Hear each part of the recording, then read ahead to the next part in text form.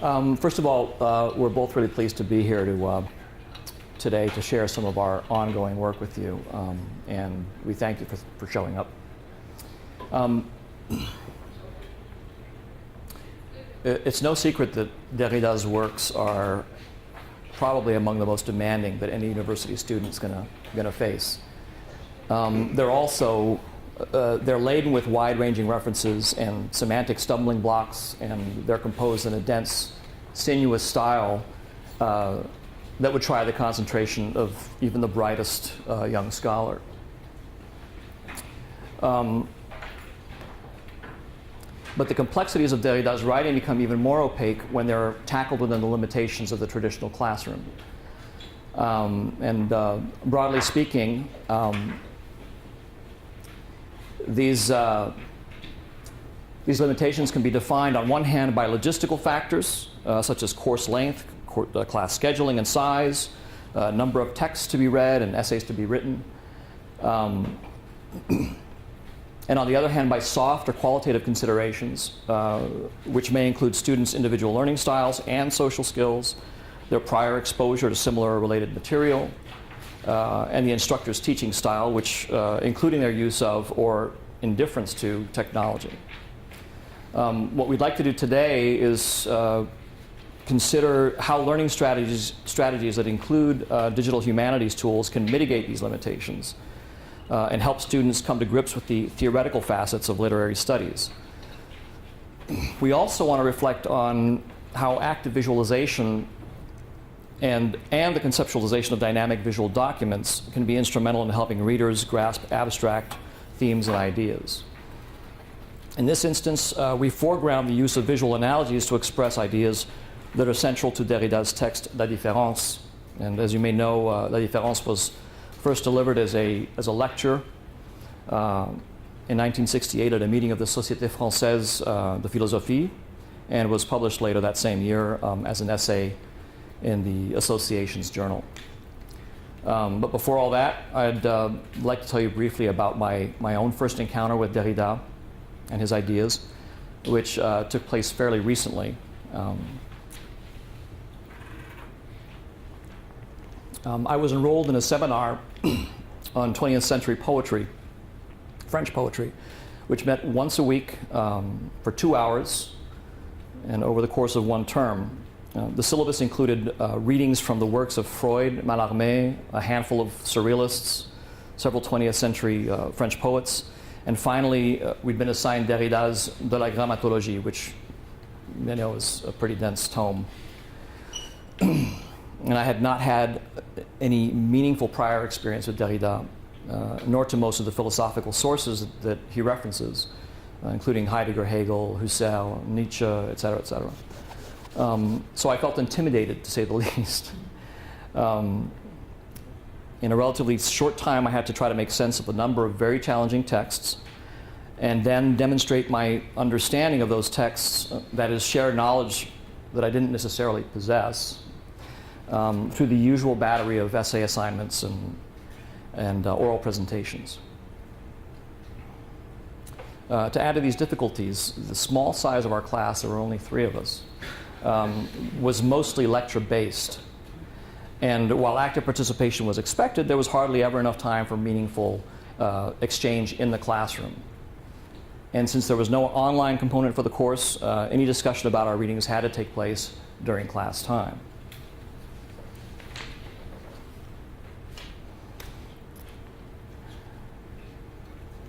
So I realized firsthand from this experience that when you think about the challenges posed by difficult texts like Derrida's, and add to them the limitations of the traditional university course model, the obstacles to student engagement become fairly predictable.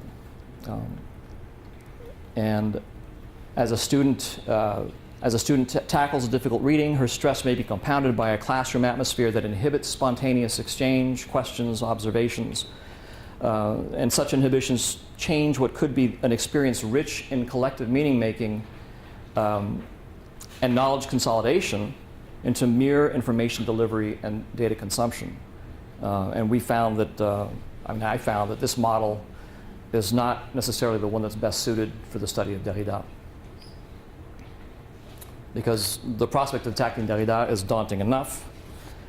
But when you add to it the challenges, add to the mix the challenges that stem from the qualitative variables and logistical factors of the average university class, the result is a high-risk climate that may aggravate student anxiety, as I just said. And that undermines student engagement. So one of the questions we seek to ask here is whether these challenges can be alleviated through the use of digital humanities tools. And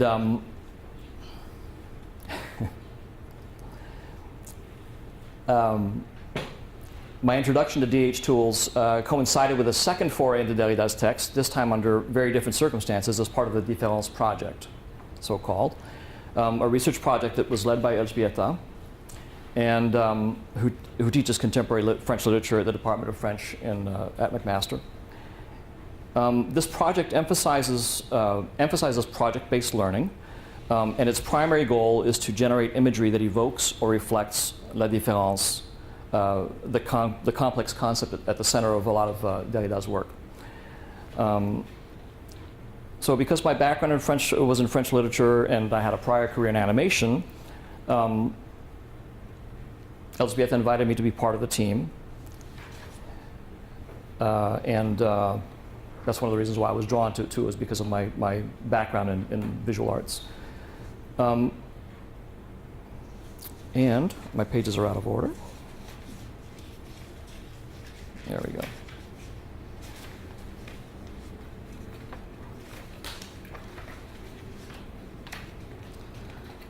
Houston, we have a problem?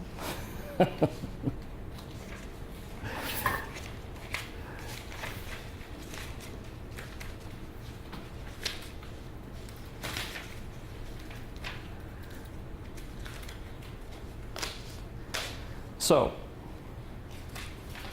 let's get back on track here.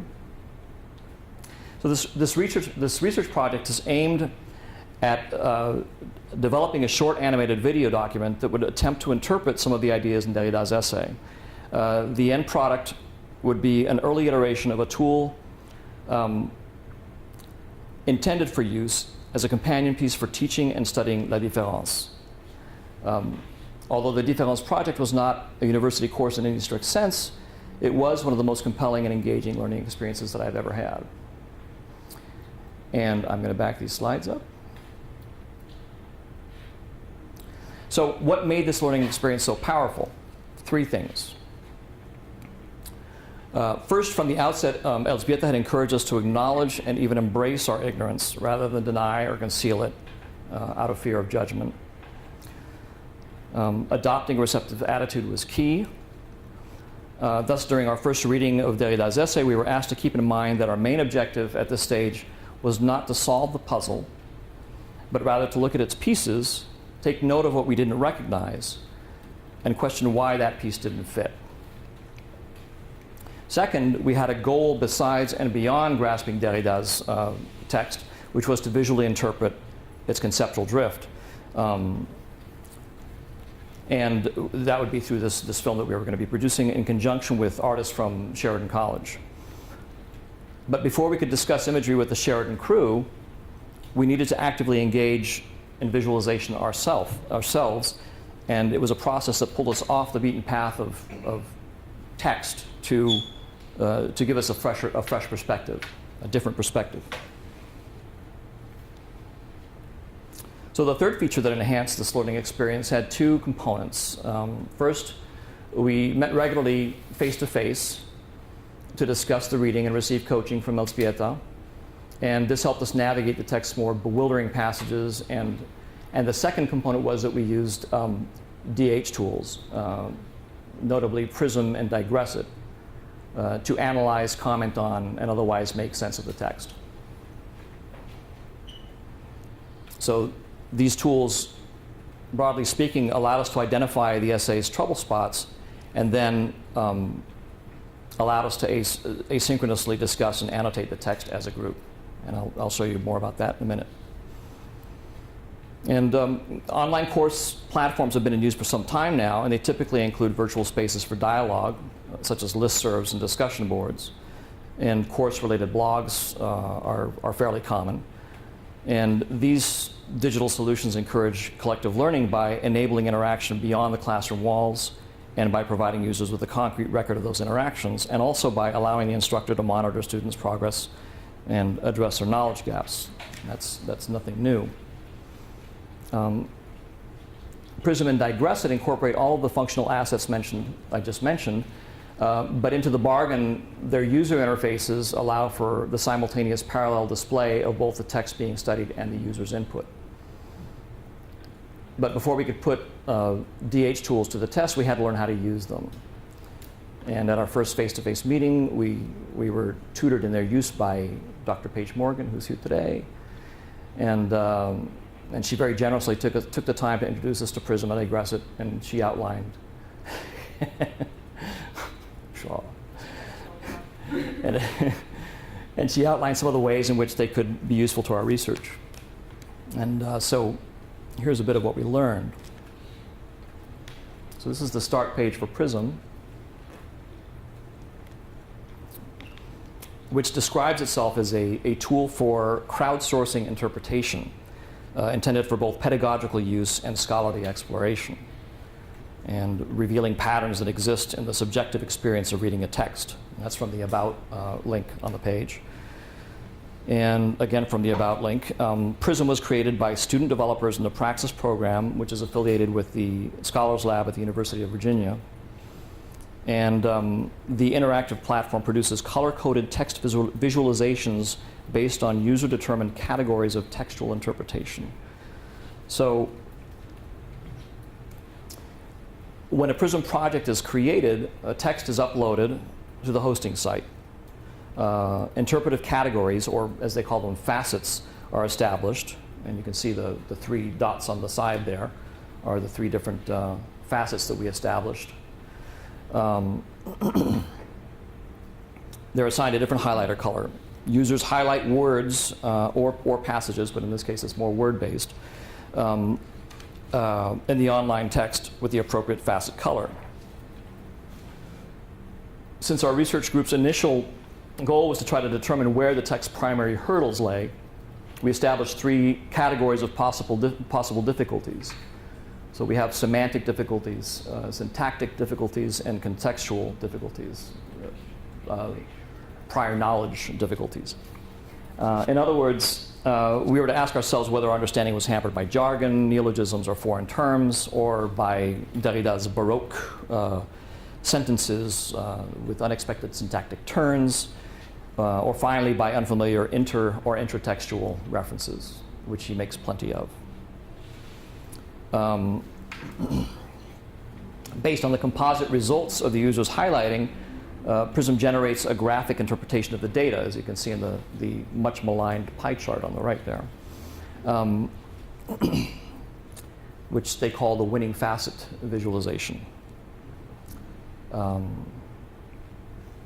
It can also be displayed as what they call the font size visualization, which again is a proportional display that shows what proportion of the users found a particular word or passage difficult for whatever reason.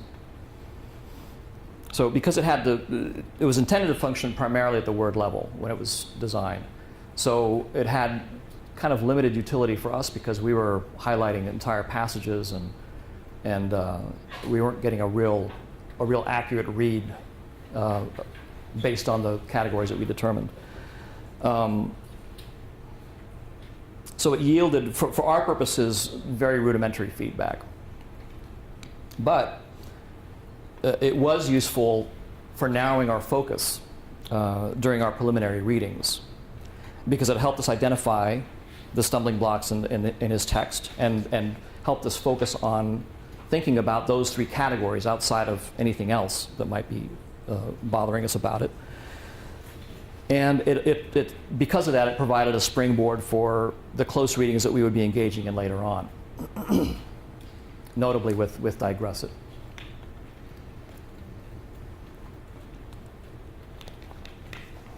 So, Digressit. Digressit is an offshoot of Comment Press, which is a project rooted in the Institute for the Future of the Book, which the website describes as creating a public space where people can publish documents and encourage thoughtful discussions. It's a public service funded by grants and donations, and its source code is open and free for unrestricted use. It was a logical choice to use Digressit to follow up our work with Prism, and it had several strengths. It has several strengths. It functions a lot like a blog, only instead of having comments below the entry, the comments are displayed alongside the text. It's highly interactive for that reason, but it's also visually you have comments and remarks and observations alongside the text rather than having to scroll to the bottom of the blog window and reading them below. It differs from a blog in that when the text is uploaded to the site, it is divided into paragraphs. And Paige, is this a default, or is that? It is a default. Right. And you can override it with basic knowledge of HTML, so they say? Yeah. So the user interface also situates paragraph-specific comment windows alongside the text for users' questions and observations. And thanks to this chunking feature, that is the fact that it's divided into these discrete paragraph parcels, readers are visually encouraged to focus on that one small parcel of information at a time, which restricts the reader's attention and makes the text makes it less overwhelming because of that. That's what I found was that it was a lot easier to focus on a little amount of text, especially with an essay like La Différence. It was very comforting to have just a small amount of text to deal with at a time.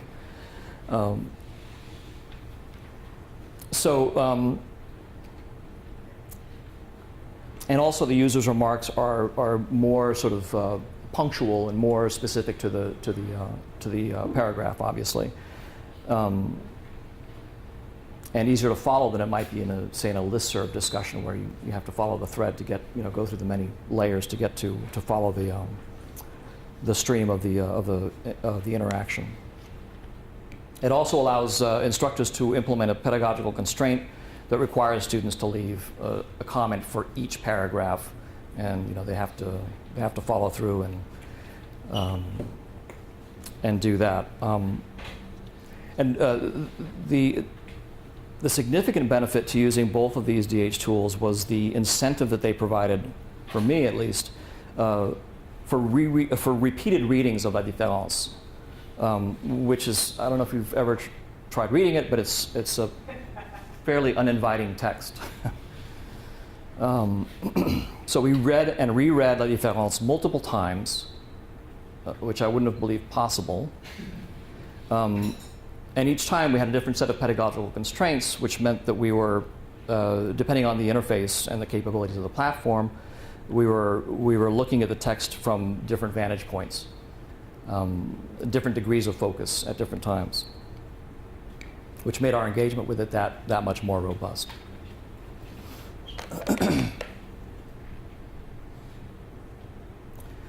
So I'm coming to the close of my section here.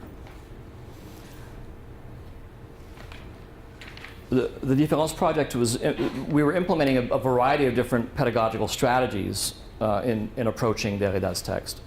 And that blended approach made for a much more powerful and multidimensional experience. So the three things, once again, taking honest stock of our prior knowledge or lack thereof, and that's okay. In fact, it's encouraged, right?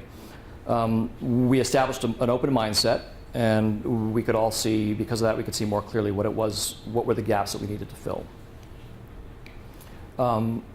Through procedural variation, that is using these different techniques and the DH tools and so on, we kept interaction with each other and with the text, we kept it from getting stale, which again with Derrida is key. Face-to-face meetings allowed us to discuss spontaneously and receive coaching in real time, and the DH platforms allowed us the flexibility to discuss and deal with the text independently and individually, and still manage to communicate with each other. But the dominant purpose of our process was to conceptualize as a group, to derive from Derrida's text visual analogies that were descriptive in some way, evocative of his idea of la différence, and to create from those visualizations a tool that could be used as part of a teaching strategy. And this is where I pass the baton over to Elzbieta. Thank you very much, Jonathan. So this is the pivot point of this presentation, not only because we are going to pass through the student's experience to some of our common ideas about visualization, but also because, as you can see, you are going to be subjected from now on to a terrible English pronunciation. So please bear with me. So the idea of depiction brings us to the second part of our presentation, but not only that, also the second stage of the project. It consists in experimenting with multiple semiotic systems in order to produce a short instructional video that will be used by future students as a point of entry to Derrida's essay La Différence. In this activity, we partnered with the Faculty of Animation Arts and Design at Sheridan College. We are collaborating with Anneke Chambers, the visual assets developer and storyboard artist, and Daniel Cohen, the writer and script advisor, and of course with a production team working with software such as Adobe Matter Collection, Maya, Cinema 4D, Pro Tools 7. So I'm not going to outline the parcours that I would like to take. I'm just going to go straight to the premises. The hypothesis that the visual representation of La Différence may be helpful to teach Derrida's concept is based on the premise drawn from theories of embodied cognition elaborated by researchers that you certainly know, such as Maturana Varela, Ivan Thompson, Lakoff, and Johnson, Sean Gallagher. But before all of them, a French phenomenologist, Maurice Merleau-Ponty. Embodied cognition theories constitute a significant shift from Cartesian dualism, which emphasizes the fundamental difference of substance between mind and body. And in this mind-body binary opposition, mind is connoted positively because it is the only thing of whose existence human beings can be sure. I think, therefore I am. Considered from this perspective, the learning process is an experience of the rational mind, while perceptual and motor function are marginal. According to Lakoff and Johnson definition, what we call concept are neural structures that allow us to mentally characterize our categories and reason about them. The Difference project's aim is to use images to help students create a prototype of neural structure that would gradually make them more comfortable engaging with theoretical text. If we assume that abstracting means synthesizing information, creating categories that help to manage it, and generalizing from specific experiences, we find that the abstraction of différence is not preceded by any real-world experience or any real-world conscious experience. The goal of this project was then formulated as follows. We will attempt to produce a multimedia object in order to create an artificial experience involving visual and acoustic perceptions that would retroactively provide a conceptual nest for the abstraction of la différence. In creating these perceptual experiences accessible through the video, we are moving from a general concept, la différence, to individual, concrete occurrences that we want then to relate to it. What is la différence? The main challenge is that difference cannot be defined if by definition we mean pronouncing a statement which univocally relates some attributes to the object defined and which freezes, by being specific and precise, the relationship between a concept and words that explain it. Difference can, however, be described and contextualized as a word. It is a neologism coined by Derrida, who writes it with the letter A instead of the correct spelling with an E. In his essay La Différence, Derrida famously says that la différence is neither a word nor a concept. Let us call it a conceptual device that the philosopher uses to fracture the indivisibility of the Saussurean linguistic sign. And here I wanted to say an aside. Please brace yourself for a tedious couple of minutes that I must drag you through for the purpose of demonstration, but I wouldn't like to multiply the tedious moments that you are dragged through. Anyway, I wanted to talk about Saussure and his ideas about the sign, and I do that just for a couple of seconds to give you the sense of contextual complexity of what we want to do. So let us remember that at the beginning of the 20th century, de Saussure developed a dyadic model of the linguistic sign composed of a signified and signifier.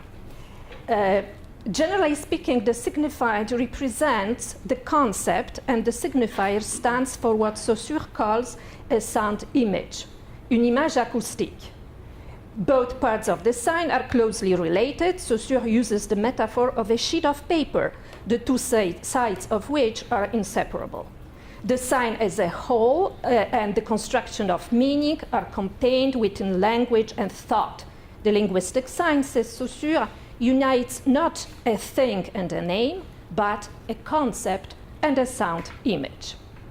And so on. As a consequence, the relationship of the word to the transcendental signified, be it Plato's forms or ideas, God, a supreme being, or a matrix, typical for Western metaphysics, is short-circuited.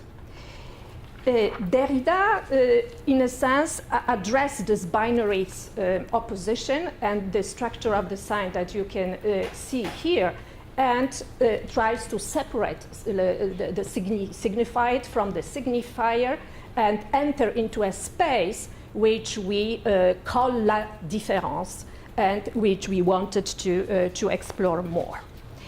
What are the concept, why is the concept challenging? If I'm boring you with all these details about the Saussure theory of sign, it is to show that to what extent understanding of différence entails lengthy and meticulous contextualization.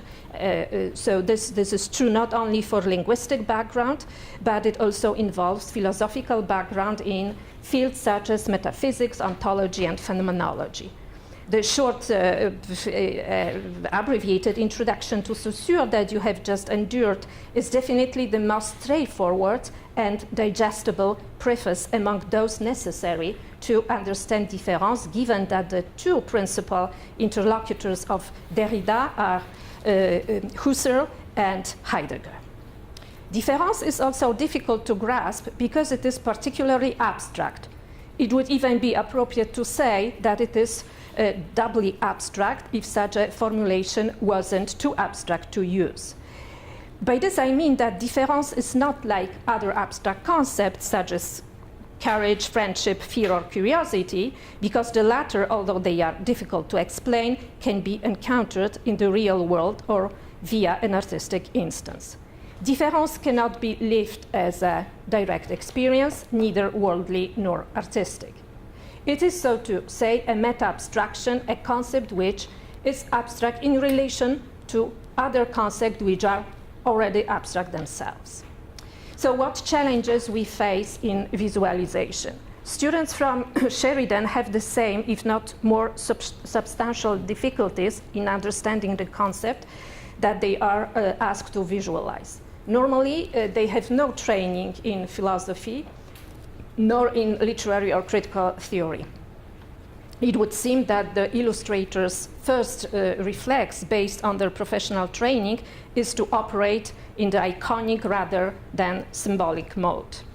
If we agree that visualization involves a process of concretization, that is, giving the very abstract signified called la différence a series of concrete visual manifestations, we quickly realize the danger of over-determination. To visualize la différence, we have to engage in some form of interpretation of it. Because la différence has no definition, because there is neither a physical object nor observable properties, subjectivity is strongly involved, and the danger is to fossilize la différence into one particular kind of images that will stick in students' minds. Both these challenges, the illustrator's iconic mode of thinking and the danger of fossilizing the meaning, which is, by the way, exactly what la différence is supposed to contest, both these challenges could probably be overcome by resorting to computer-generated images. They would involve non-figurative imagery developing in virtual spaces, and subjectivity would give way to code and algorithms. However, such a decision would not resolve the dilemma. The goal of this project is not to be an artistic variation on the theme of la différence. The goal is to create an instructional audiovisual document. As such, it should convey useful information that would help students to build knowledge and effective practices in the field of literary theory. So we would like to, those are, I tried to share our reflections when preparing the project, when talking to our collaborators from Sheridan. We are far from being able to show you the final product, but we wanted to show, first of all, this kind of evolution of thinking of our partners with 3 different storyboards that were submitted. And we, to start, I mean, they asked us to share with them bullet points, ideas about what difference may be. So we shared something like, dissemination of meaning, eternal movement, transformation, space that is not limited, those kind of cues. We received this. So the transformation, there is a transformation that happens here. But evidently, any figurative image won't be able to express what we want to express by what Derrida tries to express by difference. That was the second. It's a second image from the same storyboard. The idea of transformation and disparition, disappearance of an object, of the precise sense of this object, and another one which is even more figurative. Yeah. So we started with this kind of images, and then the second. No. That would be the desert.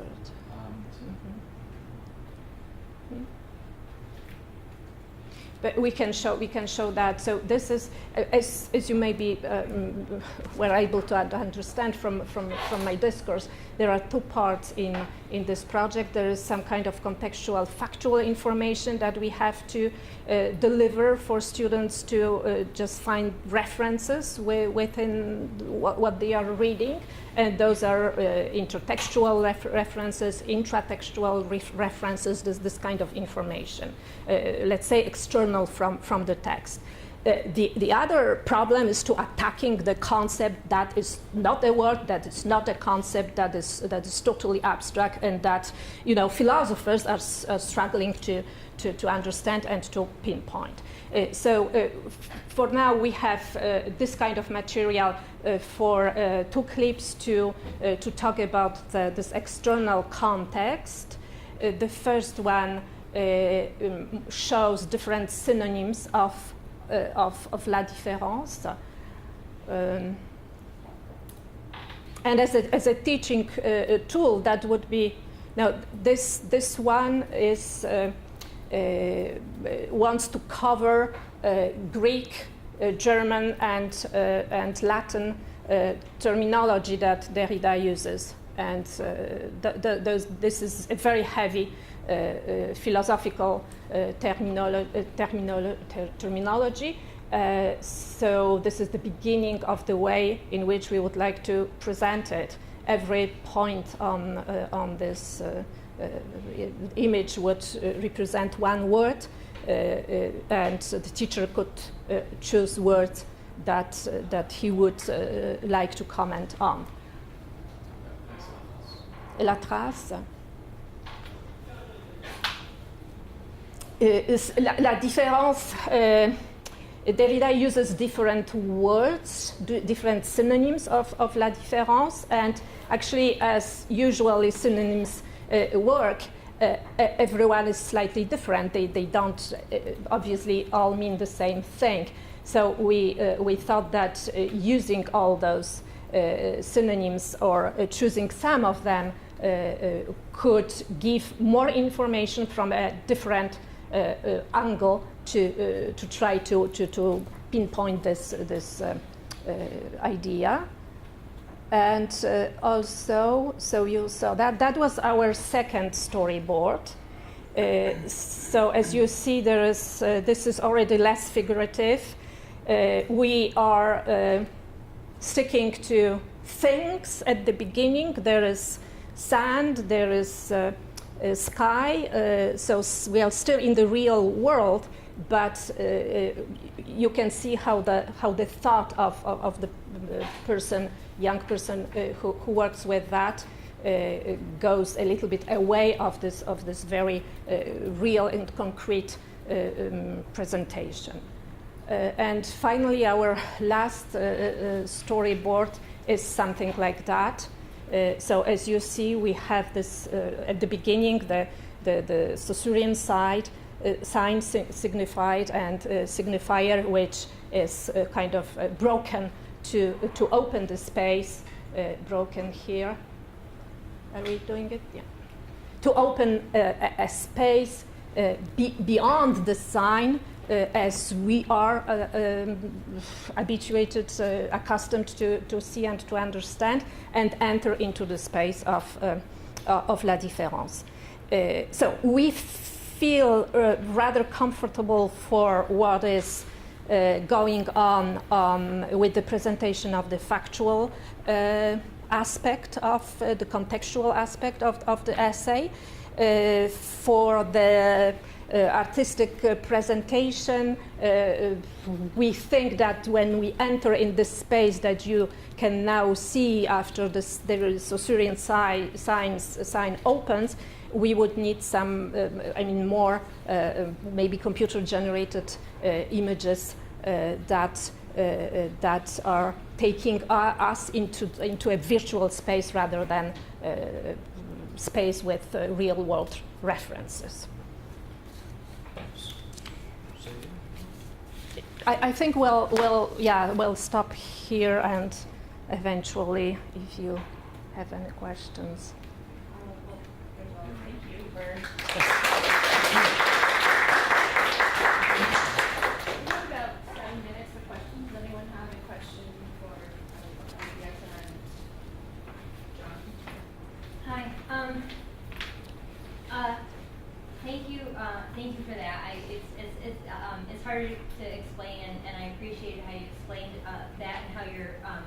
working around these challenges of explaining difference through semiotics in a film. And one thing that I was curious about, if maybe you could talk about, is when you're implementing this instructional video in class, maybe about maybe the order or sequence of disseminating the film content, or the length or the methods that you're going to use, if you're going to tie it to, like, you know, maybe a period of struggling with pieces of text.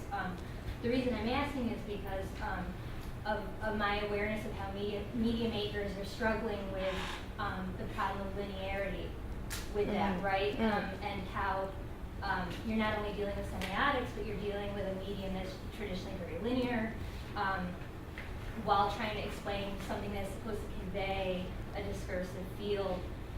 And that I'm well aware that documentary and oral history and such is trying to struggle with this and trying to implement things like transmedia to work around that kind of problem with delivering pre-digested meaning to a passive audience. Thank you for mentioning linearity, because that's certainly one of the main problems. Only because Derrida doesn't want to write linearly.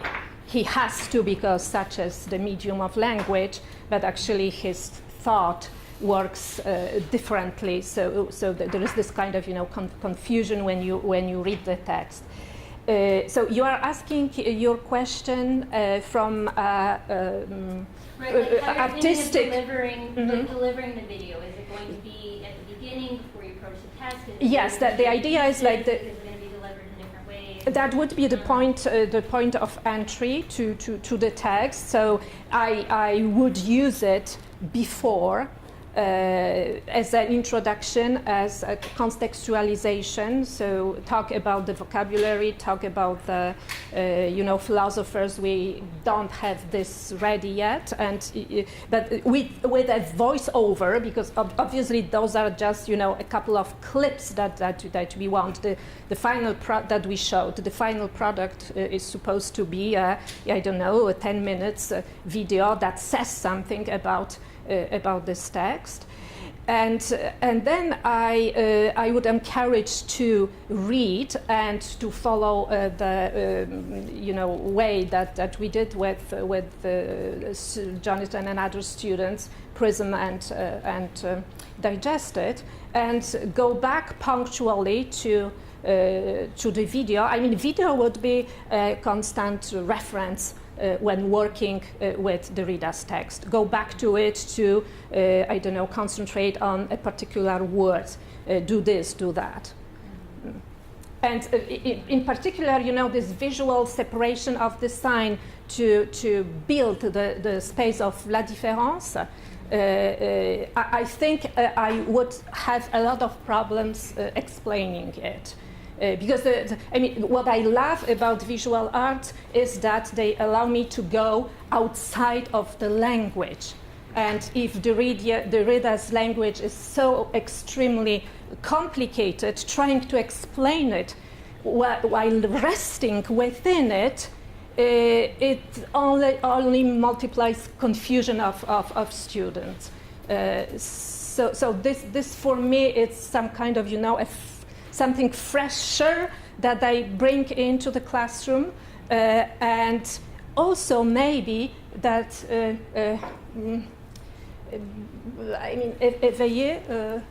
éveiller la curiosité.